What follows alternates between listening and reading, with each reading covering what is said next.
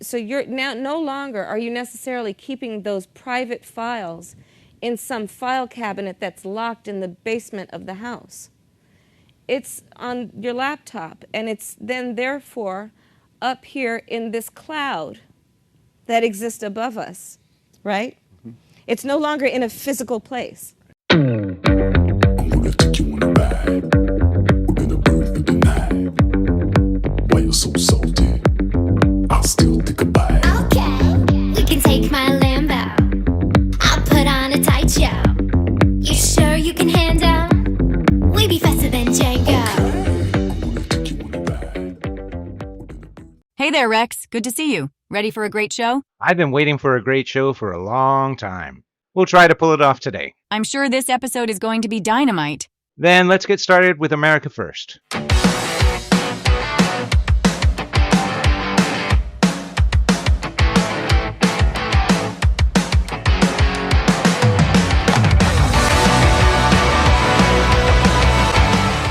I'm looking at this list. We have quite a few stories in this segment.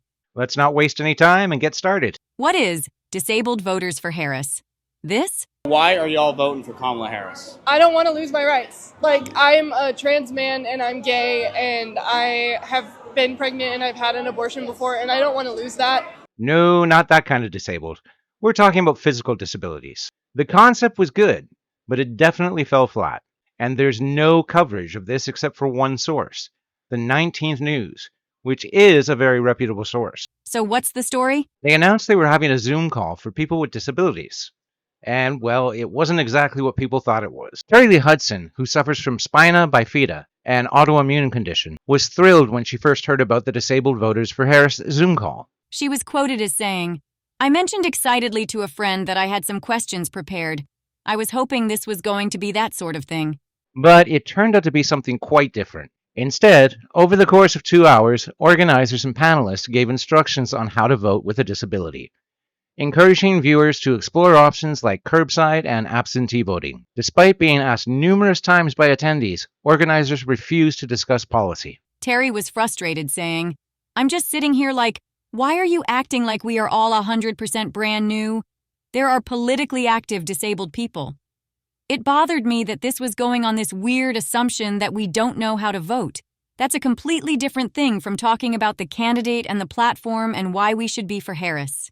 People also questioned the group's donation and merchandising, which could be finance violations. It seemed that standard protocols weren't being followed. Later, it was announced that proceeds had not been donated to the Harris campaign. Akila Cadet, one of the organizers, later made a post on X. She claimed that unnamed disabled organizers engaged in white supremacy. Our next story is about the other presidential candidates, Donald Trump and RFK Jr.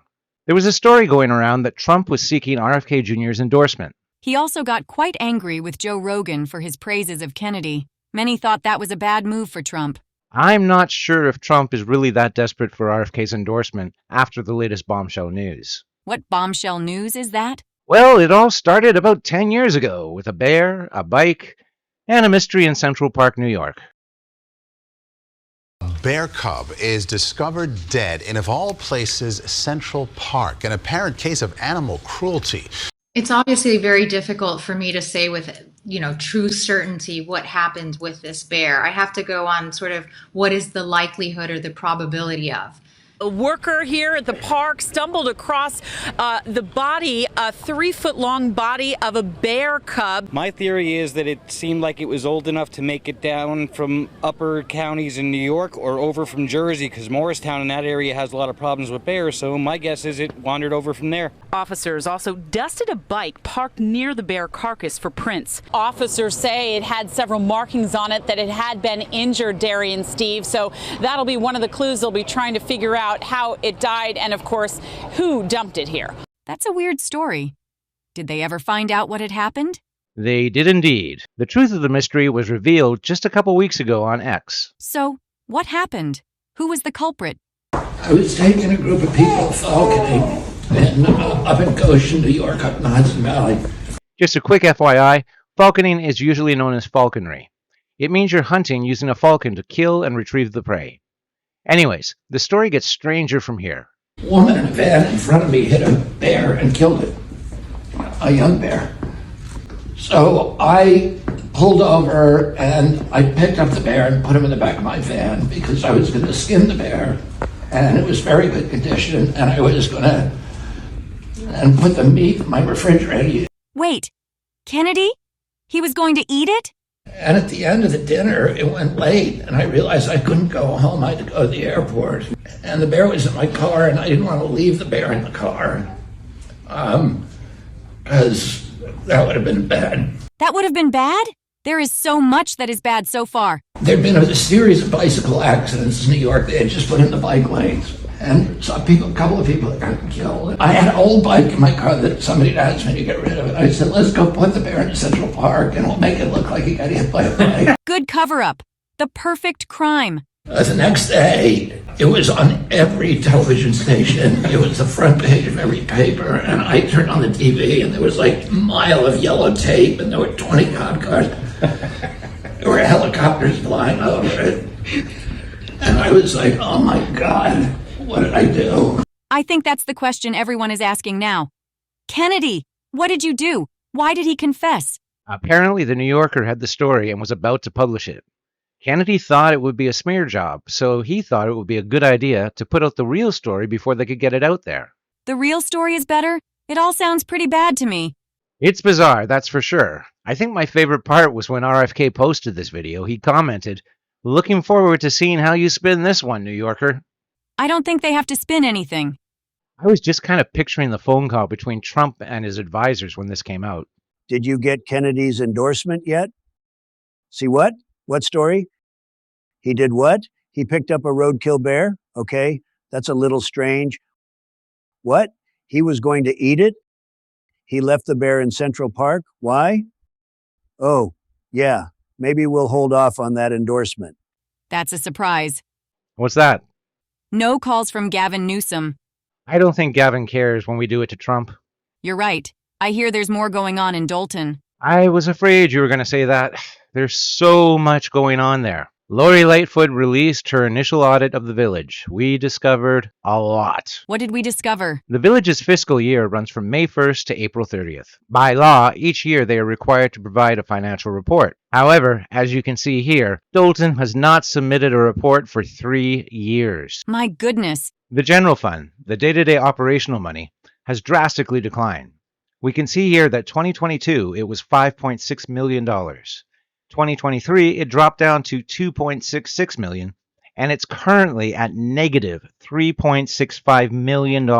That's a loss of $9.26 million in 2 years. You ain't seen nothing yet. The average monthly spending has increased from $1.92 million a month to, currently, $2.5 million a month. The population of Dolton is approximately 23,000 people. That seems like a lot of expenditures. Not to mention, although the expenditures increased every year, the revenue did not. Didn't the mayor say she was bringing in lots of money? She did indeed. Let's keep going. There's a lot of information here. The general administration expenditures also increased dramatically, especially between 2022 and 2023. What are administration expenditures? Basically, these are salaries, wages, bonuses, benefits, and other related expenses for any employees in administrative roles. Administrative roles would include mayor, village manager, clerk, treasurer, HR, department heads, assistants, IT staff, attorneys, communication officers, and planning and zoning officers. But we do know that the village attorney had left a few months ago because he wasn't getting paid, so really, who knows? What a mess. There's still more. Okay, this one looks boring and mundane, but it's actually really shocking. Liability insurance. It went from about $1.2 million in 2022 to $3.2 million currently. That's a lot. But what does it mean? It means that the village was having more and more legal problems. Liability insurance covers claims against the village, coverage of high-risk activity, and larger-size claims. That's what will increase this cost. We know that Dolton is involved in a multitude of civil claims cases now. From this, we can see how the number of people or organizations suing the village has increased. I don't know what to say. This looks horrible. The police department expenditures has increased 21% over the last 2 years, from $7.69 million to $9.27 million. But here's the real shocker. Look at the police overtime. Oh my God. from approximately $800,000 in 2022 to almost $1.7 million 2 years later. And look at these two cops, Young and Reed. They both made more in overtime than they did in the regular pay.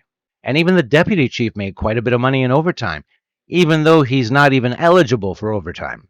I guess it's good to be a cop in Dolton. Until they prosecute, yeah. The main bank account of Dolton had a balance of almost $1.5 million in April 2021.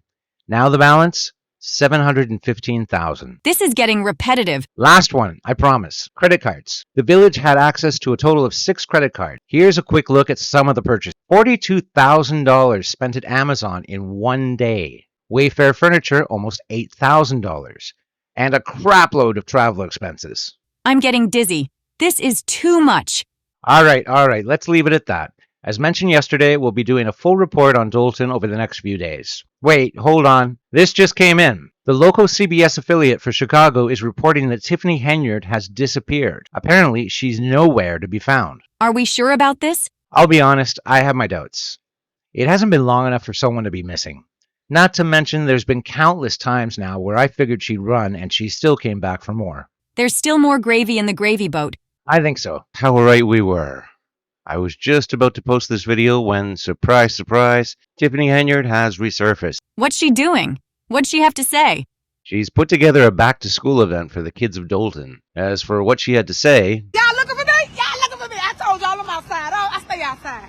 I told you everything free. When you come to any of Tiffany Henyard's productions, it's free. At the end of the day, God got me on assignment. I'm going to complete that assignment. And right now, I got to fight. I'm in a fight. So anybody want to come and help me fight these demons and these evil spirits, please inbox me. She's working for God? She's fighting the devil? And she's giving away free stuff. We'll all forget about the millions of dollars that's been lost because there's free stuff. She'll get what is coming for her. We'll see. Let's move on to our next story. You forgot one thing. Oh yeah, Tiffany Henyard changed all the locks on City Hall so no one could access City Hall but her. Now that's classy. Nailed it. Now let's go on to the next story because this one went on way too long. Oh good, it's a quick story. Well, as everyone probably knows, New York City has seen a massive influx of migrants.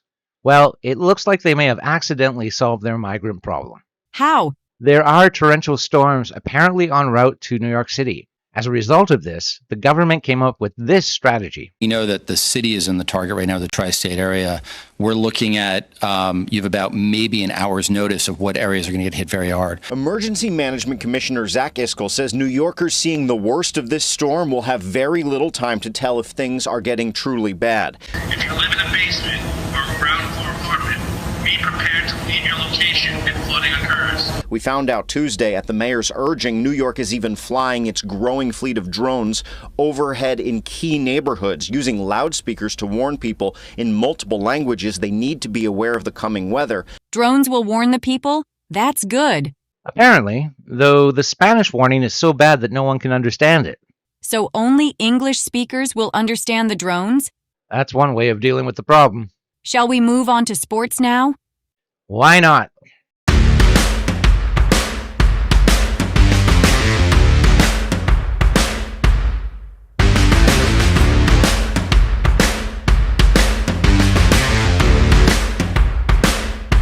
We'll start today with women's boxing. Controversial boxer from Taiwan, Ling Yuting, has won the gold. So, both of the women who failed the sex test have won gold? And I won both of my bets. Enjoy the $67. I heard it was very emotional. Both Khalif and Ling were very emotional upon winning their medals. They both said that the drama and bullying had been very traumatizing. Meanwhile, there hasn't been any follow-up to Italian Angela Carini's condition after having her nose broken by Khalif. Who cares?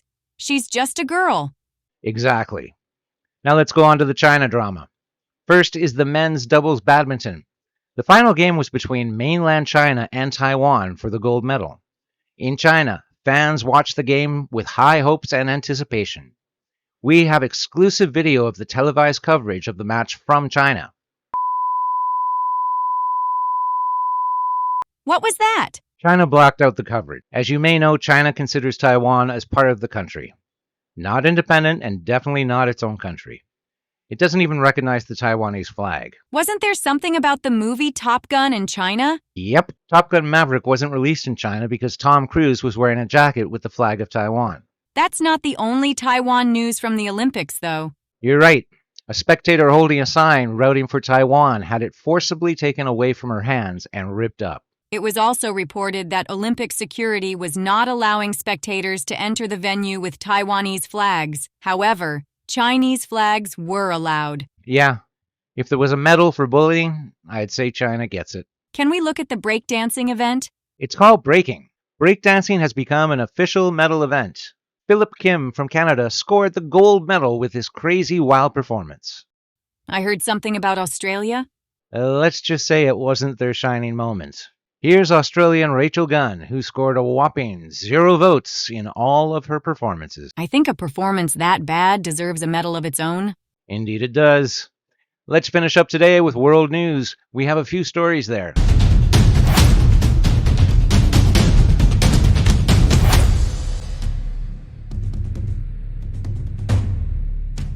I heard that the U.S. is funding the Philippines? Yep, to the tune of $500 million in their effort to defend their waters from China. The South China Sea has been the focus of China for many years now, claiming that it is Chinese territory, despite the fact that there's no historic reference to it being part of China. America has given more than $100 billion to Ukraine. Why so little for the Philippines? I'm sure that's a question many Filipinos are asking right now. Maybe they need to have a border with Russia. Vladimir Putin has plans to visit Mexico in October for the swearing-in of the newly elected president of Mexico. Putin plans on attending the Claudia Sheinbaum inauguration. However, Zelensky was quick to the draw, requesting that Mexico arrest the leader of Russia should he attend. They claim that Mexico had a responsibility to detain Putin because of the ICC warrant out for his arrest. The official response of Mexico was, "Are you crazy?" Last story for today. Over here, we're always fighting our isms and phobias. Racism, sexism, ageism, homophobia, transphobia, fat shaming, the list goes on and on. Some people think it's so bad in America. They could live in China. Not only are most of the isms and phobias completely ignored, they go above and beyond. Introducing lunarism. That's right. Recently, Sanxing Transportation, a significantly large Chinese logistics and transportation company, has implemented an unusual hiring policy. Anyone born in the year of the dog need not apply. If you were born in 1970, 82, 94, or 2006, you will not be hired by this company. The head of the company was born in the year of the dragon. According to Chinese astrologists, the dog is bad luck for the dragon. DEI, eat your heart out. That's it for today? It is. We are done and done. We'll have more for you next time on... I'm serious. I was obviously excited about not voting for Trump, but now I'm actually excited about voting for Kamala. And then hearing Walz, who is a huge icon in Minnesota, someone I actually look up to, seeing them together, yeah,